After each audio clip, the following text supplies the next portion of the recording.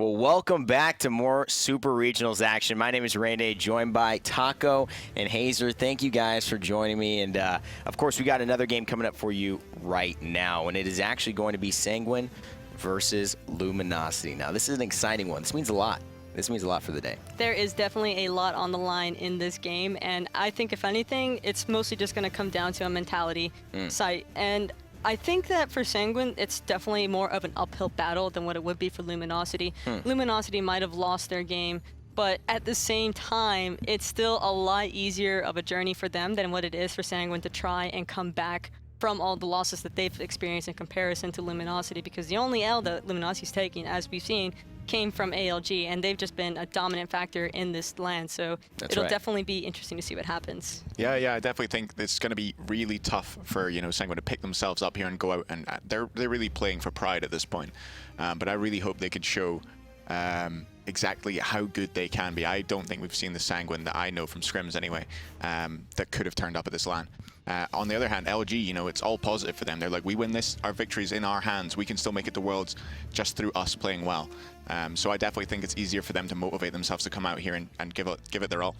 Well, I think it's, you mentioned it, it's more of like the energy of, hey, we're up 2-0, we've got 2 wins already in the belt. Sanguine are trying to get to that 2-win marker and give a chance to tie. It's not in their hands.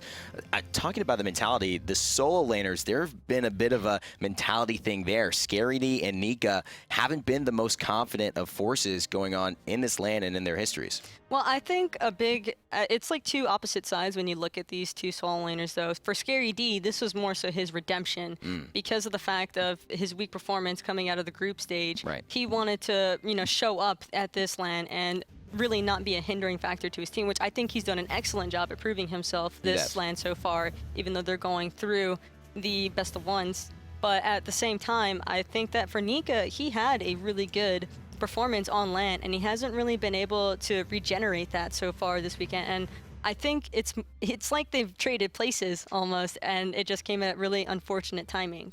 Yeah, I feel like for both of them, it kind of goes one of both ways. Either they play amazing and they do incredible stuff for their team and they can carry, or they're just very lackluster. I think we saw the lackluster side of ScaryD against both Baskin and Cyclone Spin, two of the more dominant solo laners in North America. And Nika, he's been doing okay out there, but I think you could see a lot more from him. When we saw him on Raven there, I was just really disappointed.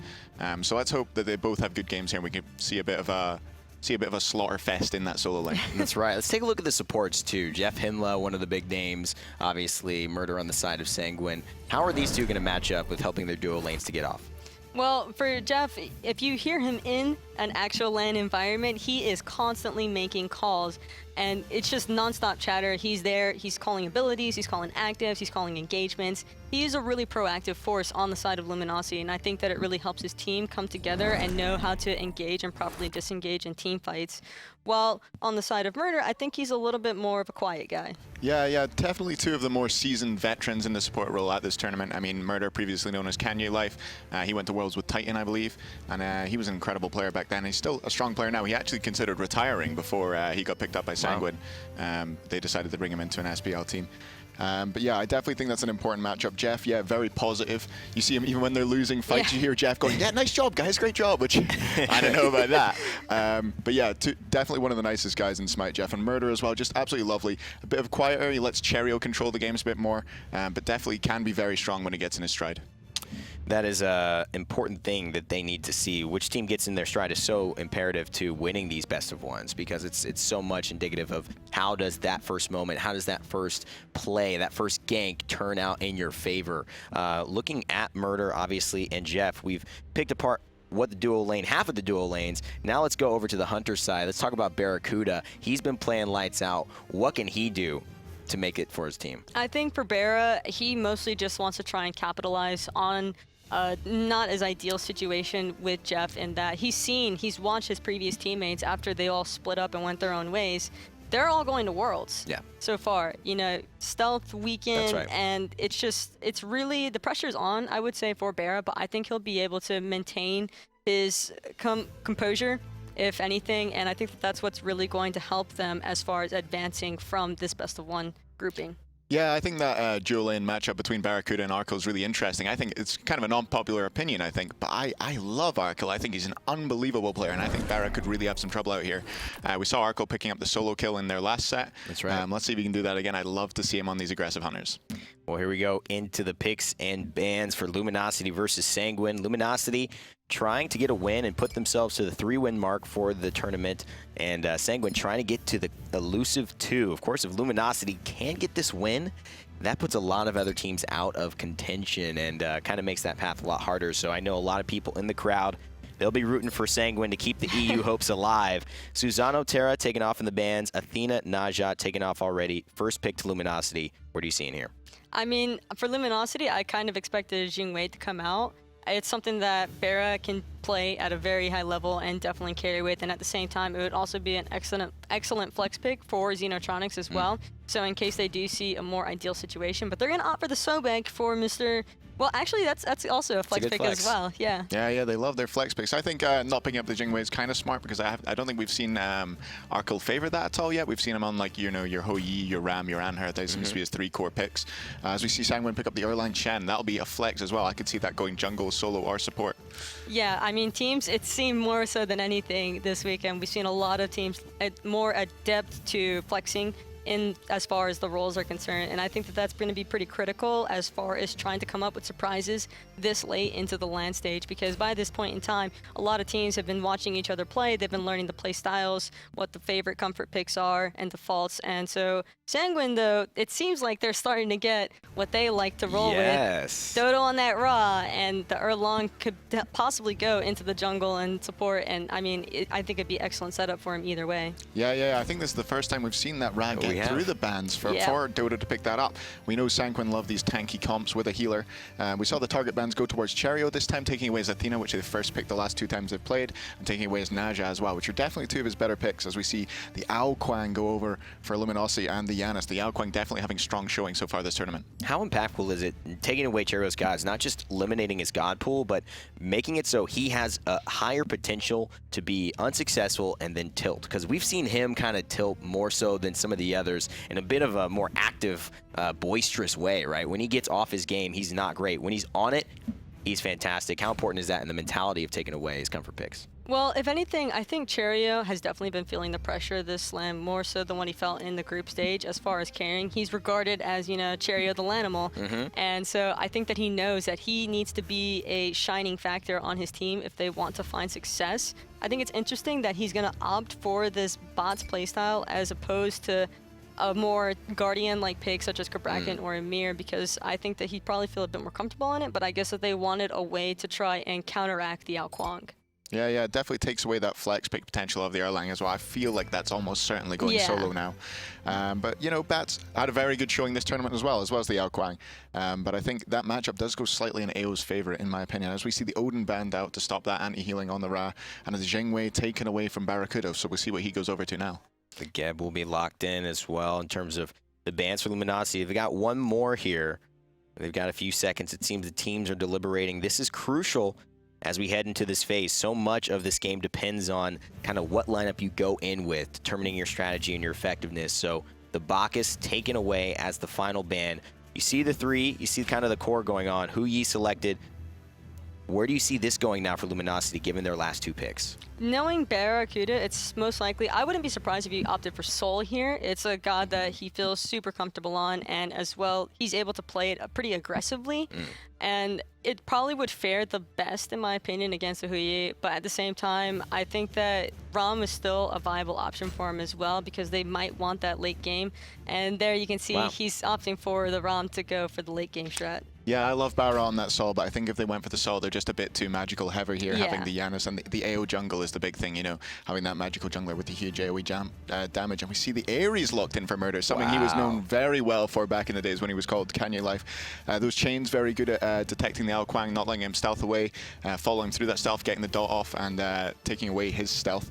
And the Hou Yi mark as well, very good against AO, can show him when he's in stealth, don't let him be sneaky, don't let him come around the sides. And I really like this draft from Sanguine.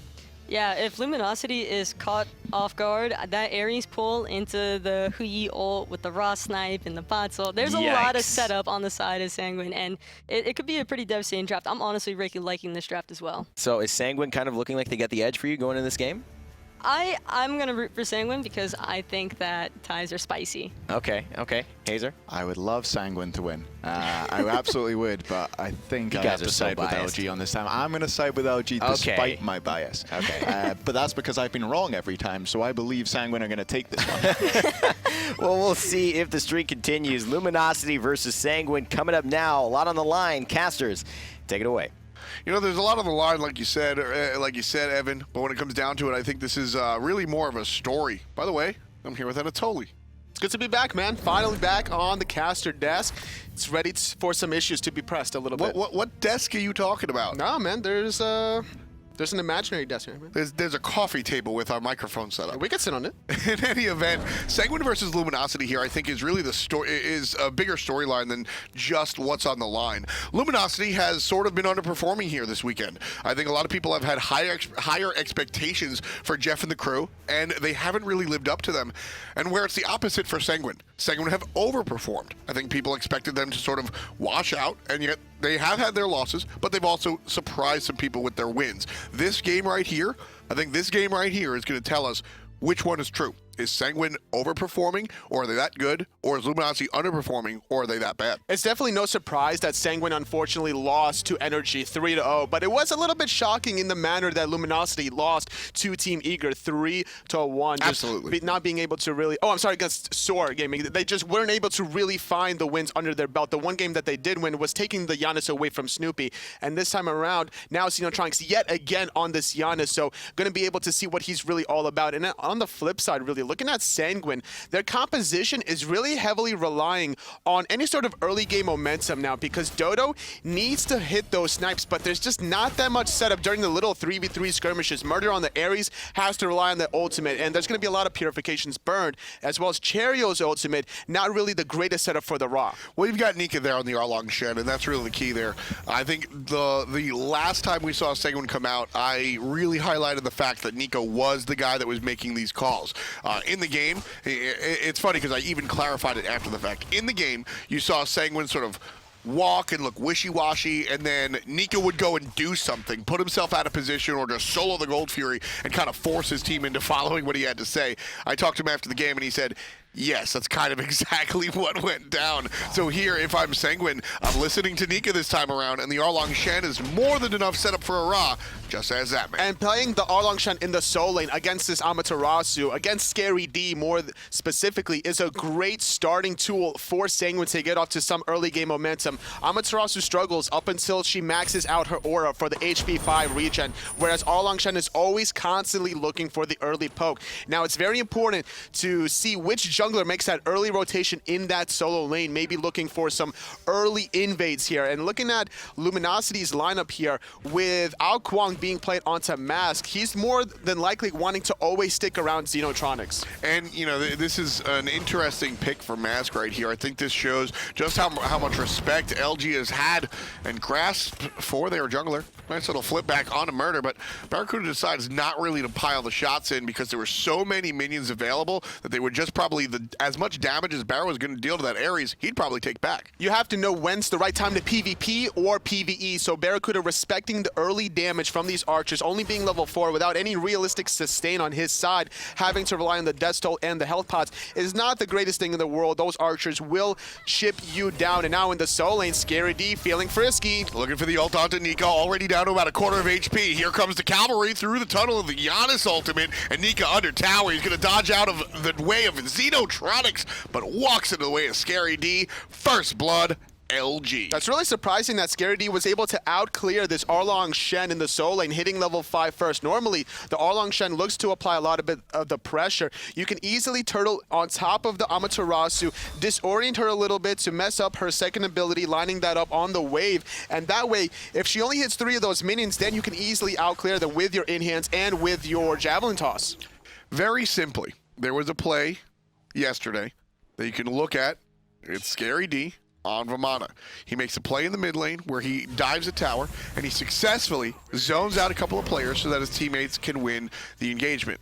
That moment was a transformation moment for ScaryD. This play that we see over here in the solo lane doesn't happen on Friday. This play doesn't happen on Thursday. This play doesn't happen any other time. ScaryD, up until that point yesterday, was completely absent, and we saw that a couple of times during the group stages, specifically think back to Elevate, where they had a fantastic play out of their Hunter, and all of a sudden there was this wave of confidence. ScaryD has a breath of new life. My only question is it too little too late?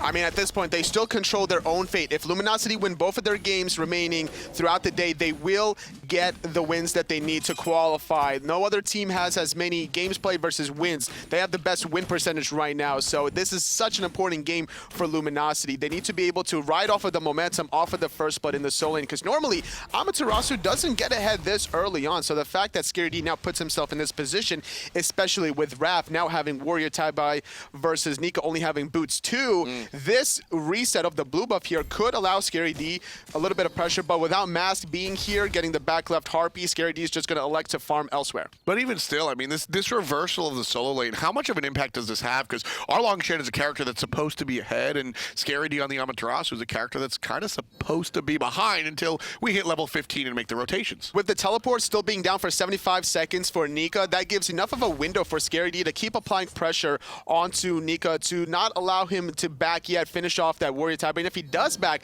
then ScaryD can look for the rotation in the mid lane. We saw that the Purification was burned onto Dodo earlier on to a nice pluck attempt by JeffHindla. So this could be an easy rotation where ScaryD will make the rotation, just force the ultimate, and then look for a kill onto the Ra. Good thing that Sanguine do have good vision over there on the right side. You can see Mask looking.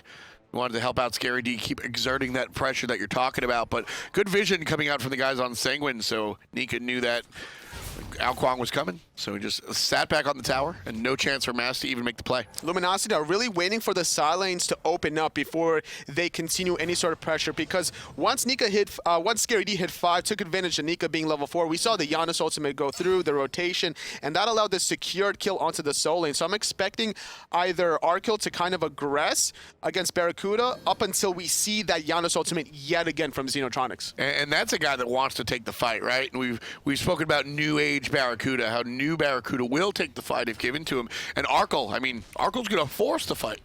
He always wants to be looking for an advantage. He feels that he has to put the team on his back, it seems, and he's been doing work with all these aggressive gods, whether or not he plays on her, the Hu Yi. It doesn't really matter what god you give him. He's going to be looking to try to outbox you. Now that he has the Devil Gloves finished, he sacrificed the mobility on purpose. And Nika's one more time will get ulted. ScaryD gets him with the mirror.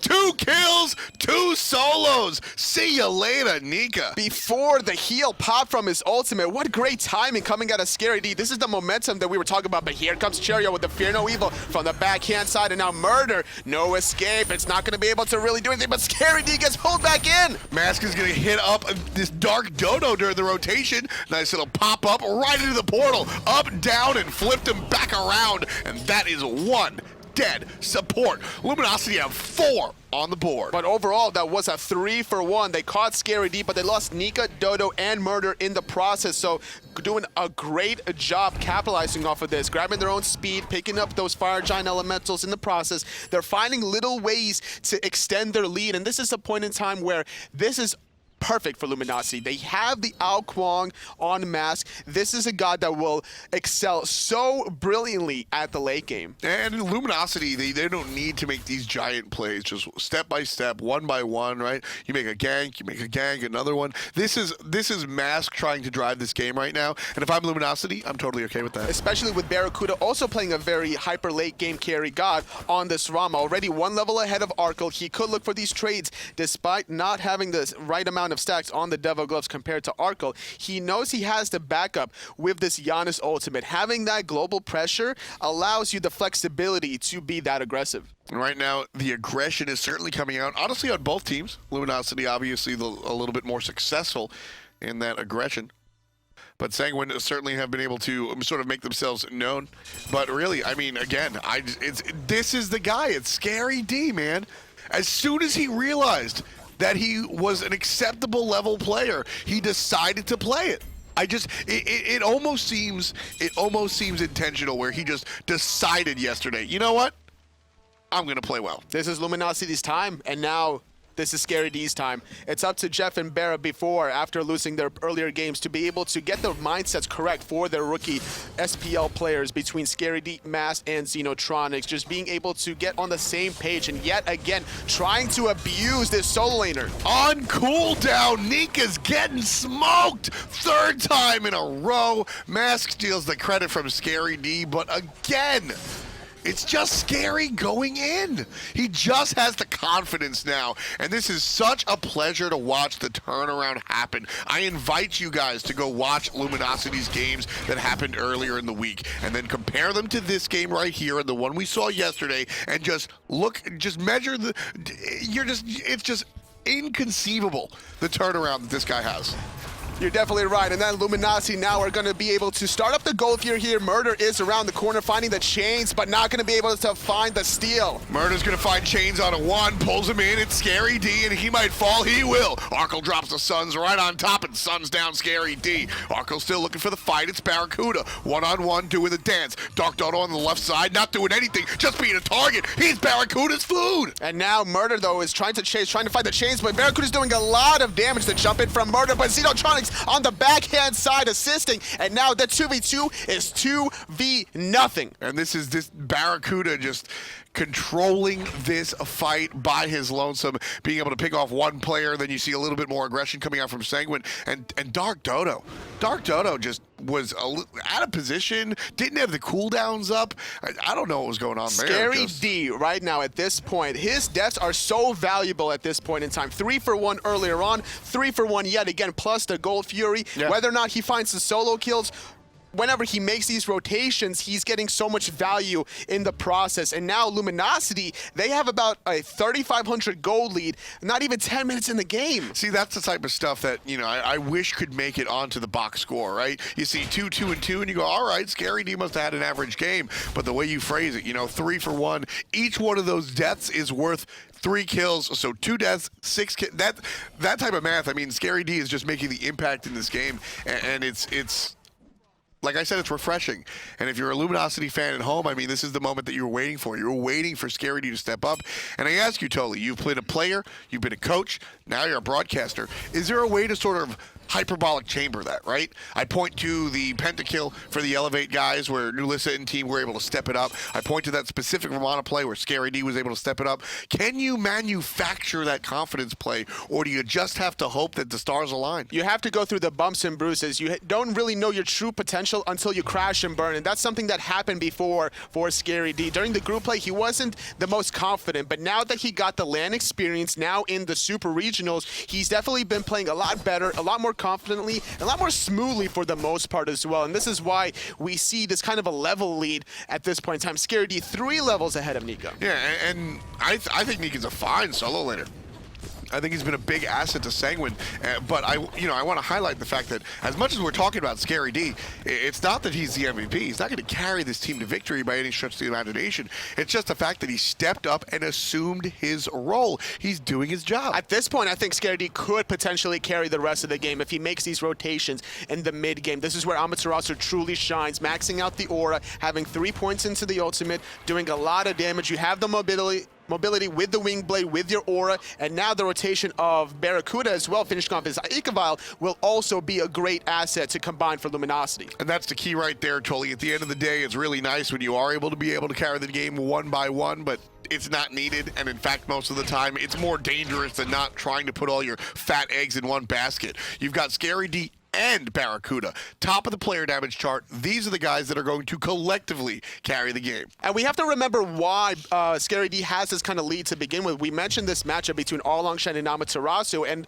whoever rotated to that solo lane first would give the other the advantage. And we saw Xenotronics applying the pressure with the through space in time, giving that easy kill. Big play coming in from the monkeys. Xenotronics going to get his purification forced out. Nice little clip. Doubles. Onto 2 players under the tower, but no impact there. A little spicy, you know, just doing a random ultimate to be able to immune the Fear No Evil, but at the same time getting maximum value out of it, clipping 2 in the process. I actually thought that he used both the purification and the ultimate, which is why my tone was a little bit disappointed, but Xeno preserves the purification by using the ultimate. Is that the right call? Do you use the beads or the ult there? You have to use the ultimate because it's a shorter cooldown than the purification, especially once you see the Hun Batz use the blink immediately. You can use your ultimate through space and time, charge it up. You have enough time to think if you want to throw it out defensively or turn around real quick. You realize there's no immediate danger at you, so you're like, all right, I don't need to retreat here. I'm going to throw it out, see if I hit anybody. He hits 2, and in the process, Luminosity slowly chip away that mid tower. It's not much,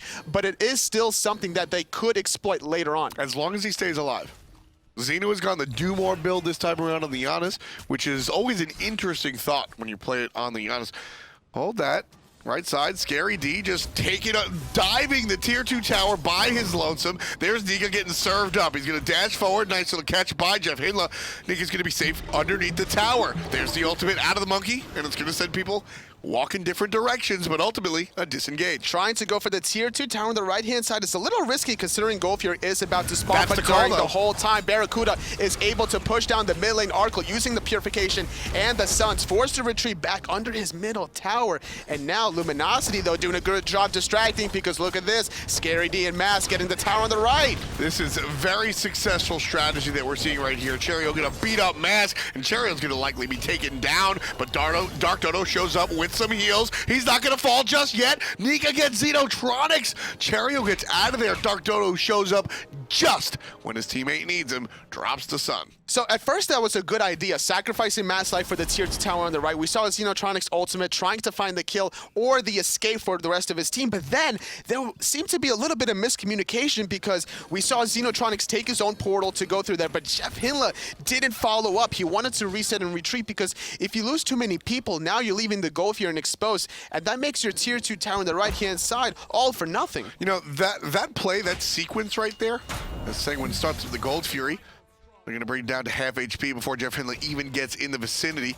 BaRRaCCuDDa going to be zoned out by Nika. Nice little knock up onto Jeff. There's the ultimate out of the monkey. Luminosity steal the Gold Fury. Take it away from Sanguine. And now ScaryD diving the backline while the rest of Nika trying to zone out Luminosity, but it's going to get plucked back in. The execute is good. Meanwhile, ScaryD is taking on 4, and he's still alive. He's at half health. No problem. That's what your solo laner does. Zone them, control them, keep them out of the conversation while the rest of your team can just gang up on someone else, whether it be a player or an objective. ScaryD assuming his role, and because of that, Luminosity is successful. I implore you, look back to the other games, and when you watch Luminosity lose, it's because there's no presence on the right side of the map. That's the only difference. There's not a lot of analysis to be done. ScaryD logged on, Luminosity are winning. They're in the great position heading into the 16-minute mark. They're up 7,000 gold. They're all over the map, applying pressure left, applying pressure in mid, even trying to get a kill with that ultimate through space and time. Not able to find anybody, but just trying to see if they could clip anybody, not getting back to lane healthy. Xeno laughing about that one. I gotta laugh along with him. He goes through his own portal and then ults right through the portal, and Cherryo's just kind of sitting there waiting at the other end like, I just watched you walk through this one, bud. In any event, Luminosity still with a pretty commanding lead right here. 7,000 gold in the lead, about 16 minutes on the clock. You know, our last match was extremely quick. I think it was the quickest one all week here at the Super Regionals. I'll have to double check that, but 20 minutes and 29 seconds was our last match out of Shadow Nightmare and Team Dignitas on the winning side of it.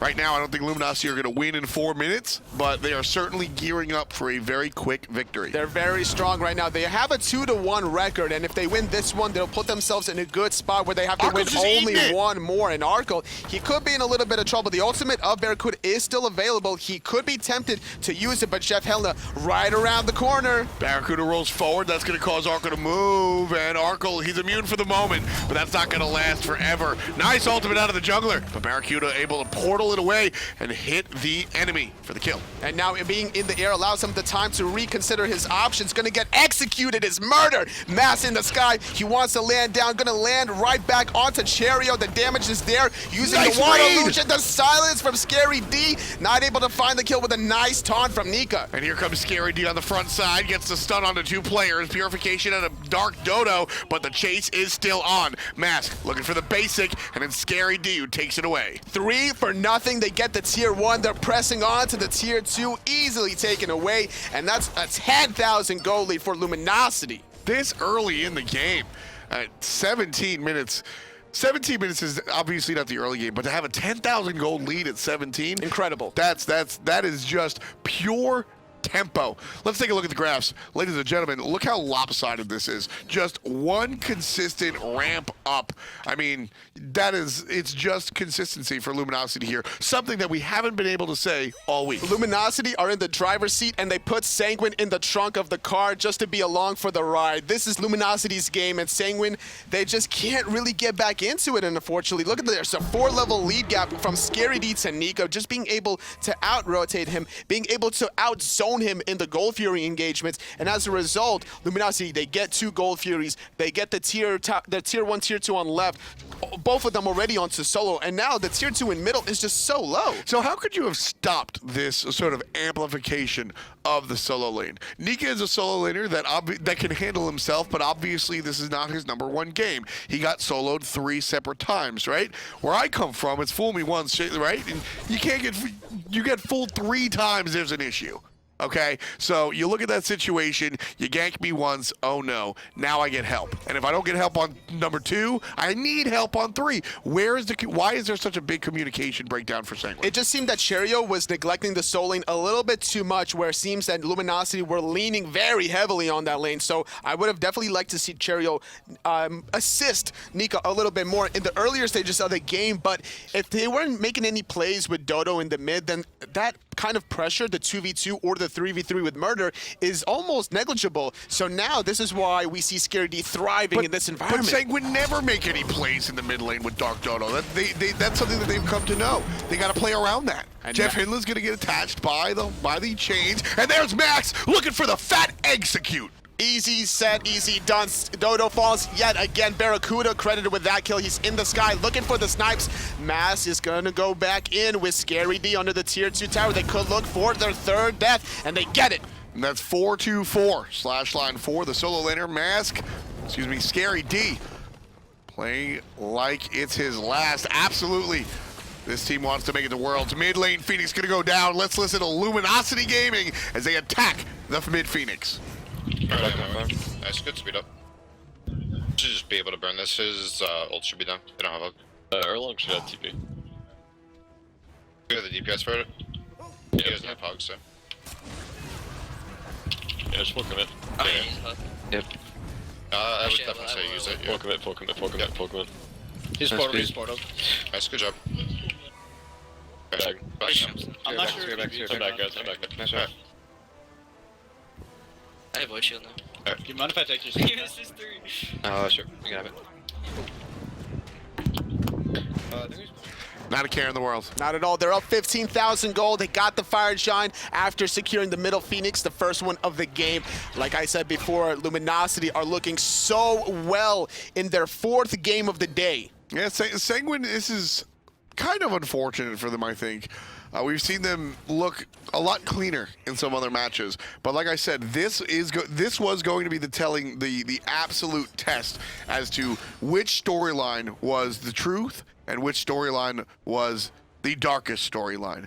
When it comes down to it, Sanguine overperforming, Luminosity underperforming. I think we kindly see that Luminosity are going to be in this position. Ooh, through space of time, clipping Murrdurr, but the Fear No Evil is going to deter the rest of Luminosity, but Murrdurr's in a little bit of trouble as ScaryD and Mass take him out. JeffHindla finding the kill, and the rest of the team heading to the left. 5 players through the tunnel just collapse onto 1. Murrdurr, she wrote. 16 on the clock, 16 on the board for Luminosity, while Sanguine only have 4. 2 Phoenixes down on the mid and left side. Transitioning over to the right-hand side is going to be Luminosity Gaming. Looking for the Phoenix. There's the flip on Nika down to half HP. Bringing it down lower. There's a portal. Taking it to the skies. BaRRaCCuDDa. 1 shot is going to be enough, and it's good. ScaryD takes it away from the Hunter, but the chase is on. BaRRaCCuDDa just barreling these shots. Arkkyl's going to go down. BaRRaCCuDDa can't find it. Got to play it safe, and slinks back. So close. Just needed 1 more in-hand for the kill, but regardless, they got what they came for. They got all 3 Phoenixes, and ScaryD is back. They're not done yet, Totally. They didn't get what they came for. They're looking for the Titan. Murrdurr's gonna blink in. He's finding 3 with the chains, but they're gonna be able to burst him down before anyone gets pulled.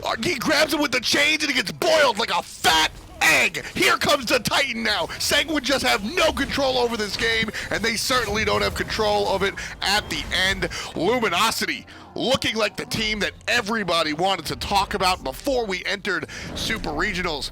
And they take that game in a commanding fashion. One game is all Luminosity needs to secure their spot into the Worlds. Anister's there. Baskin's there. Stealth is there. Can BaRRaCCuDDa and JeffHindla join their former teammates in the same spot? I mean, if they play like that, absolutely. That's not even a question in my mind, Anatoly. I mean, when it comes down to it, I'm actually more surprised that Sanguine didn't step it up, believe it or not. They've had flashes of greatness, and I think after watching them last night, after seeing what they were able to do with Nika sort of forcing to lead the charge, I was kind of hoping that Sanguine would reapproach how they would think about their team calls and think about Nika. But unfortunately, that's not what we see. Nika actually gets controlled. And because of that and some other flashes, Luminosity take the game. So much confidence just irradiating out of Luminosity in that game. I definitely want to see a transition into the next one where they're going to be up against Flashpoint. There's a lot of history between these two teams. And I definitely want to see what they got prepared for that one. Well, Tully's not on the desk anymore, but we've got 3 other people there waiting. Let's break it down. Yo, welcome back to the desk. What a game. Congrats to Luminosity for getting their 3rd win. That was the number that a lot of the teams beneath them were hoping to maybe get somehow. A lot of the teams now, they're out of that range.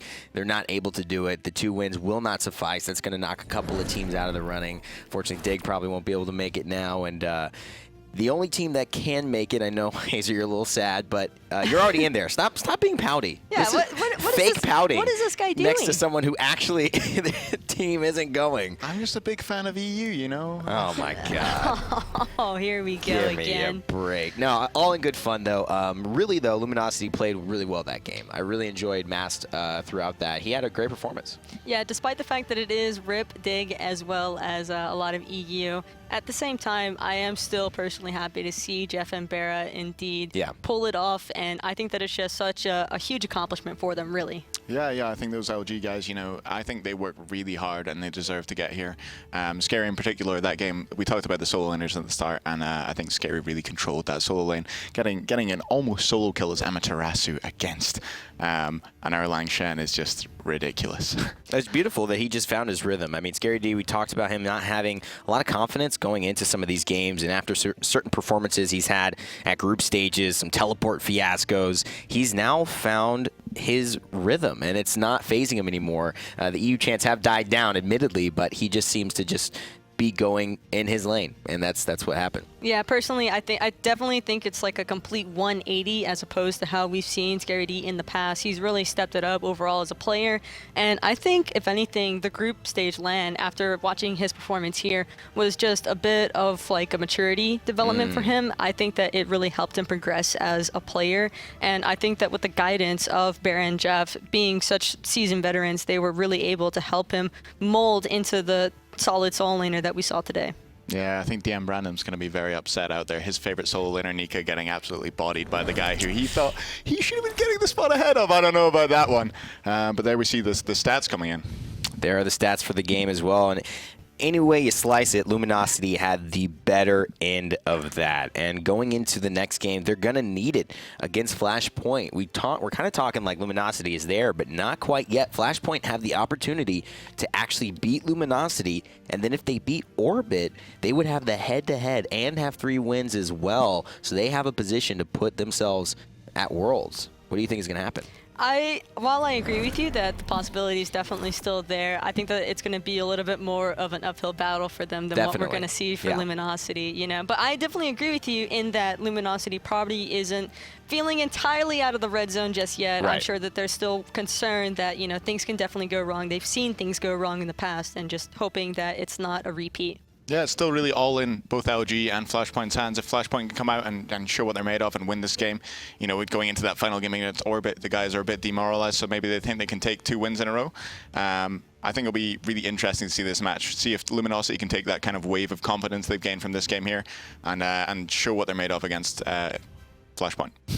Speaking of showing what you're made of, do you want to show your enemies what you're made of? Then you need the Chibi Hades skin. That's right. That way they'll be cowering in fear before you even start the laning phase.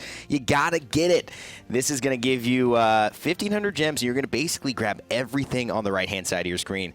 The heroine Amaterasu, the hero Apollo, The Chibi Hades skin. Gotta have that Chibi Hades skin. Hashtag Chibi Hades, I man. can't get over how amazing that skin is. It's so great. I feel like, I mean, there's no other skin that needs to be talked about. I don't know if there's, I think we've covered Chibi Hades more than any other player, any other team in this entire Super Regionals. I feel like you really enjoy saying Chibi Hades. I like it because it's got a more than rhythm. anything else. It does roll off the tongue a bit. It does. It does. Well, I'm sure you all know all about it. 1,500 gems get you all that good stuff. We're going to go to a short break for real this time, unless Aggro's playing me again. And we'll see you right back. Big time game coming up. Luminosity. They're going to take on Flashpoint.